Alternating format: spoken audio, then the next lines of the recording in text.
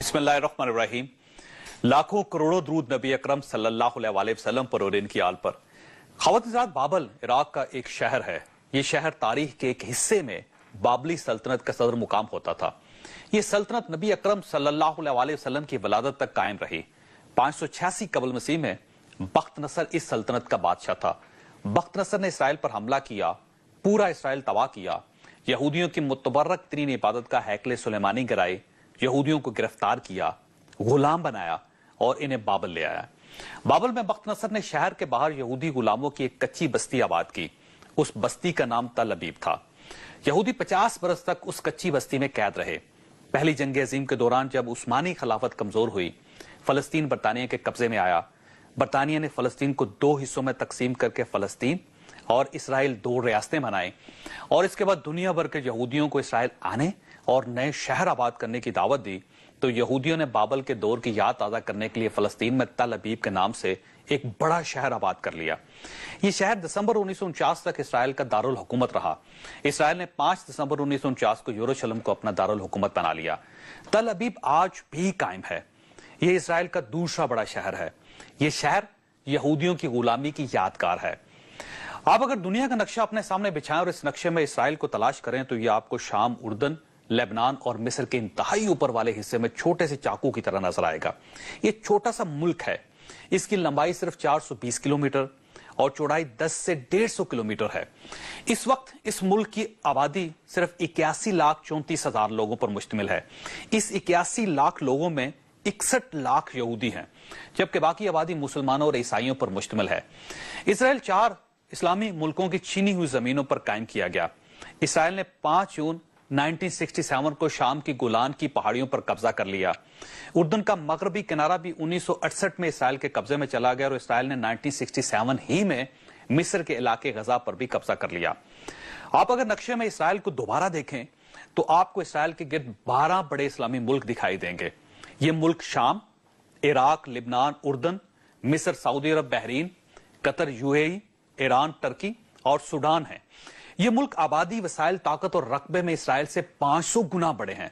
Israel ने 1948 से आज तक इन मुसलमान मुल्कों से 5 बड़ी जंगें लड़ी और ये हर जंग के बाद किसी न किसी इस्लामी मुल्क की किसी न किसी जगह पर काबज हो गया और ये ताकतवर तरीन 12 इस्लामी मुल्क और 58 ममालिक पर मुश्तमिल इस्लामी दुनिया इस छोटे से मुल्क से अपने इलाके ना छुड़ा सकी। ताज़ा तरीन तारीख में ऐसे वाकयात भी हैं जब उस शाम, मिस्र और उर्दन ने इसराइल के साथ इंतहाई अफसोसनाक मुआहदे कर लिए जिनके इलाकों पर इसराइल बराह रास्त काबज है। इन इस्लामी रियासतों के बारे में कहा जाता है कि इनके आवाम अगर इसराइल की सरहद पर खड़े होकर इसकी तरफ सिर्फ थूक दें तो पूरा इसराइल इस थूक में डूब जाएगा। सिर्फ मिस्र की मिलिट्री, पैरामिलिट्री और पुलिस की तादाद इसराइल की कुल आबादी से ज्यादा है, लेकिन इसके बावजूद फलस्तीनी 62 बरसों से लाशें उठा रहे हैं।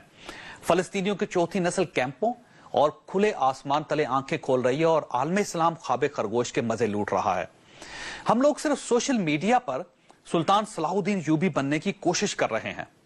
आप अलमिया मुलाहिजा कीजिए कि इसराइल के गिर्द आबाद 12 इस्लामी ममालिक यहूदी मशरूमात की दुनिया की तीसरी बड़ी मंडी है और ममालिक फलस्तीनी जख्मियों तक को कोका कोला भिजवाते हैं।